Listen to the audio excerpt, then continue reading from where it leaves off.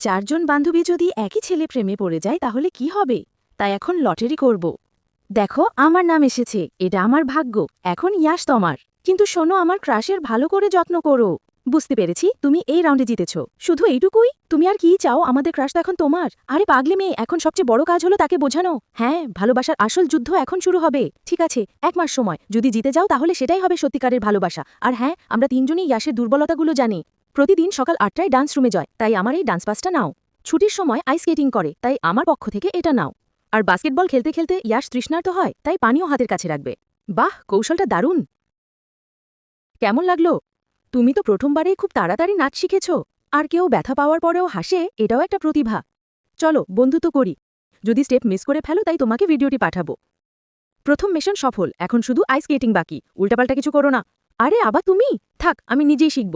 ঠিক আছে, তাড়াতাড়ি উঠে পড়ো, নইলে মানুষ ভুল বুঝবে। যদি না পারো তাহলে আমার কাছ থেকে শিখে নিও। বন্ধুরা, দ্বিতীয় পর্ব দেখতে লাইক, সাবস্ক্রাইব এবং কমেন্ট করো।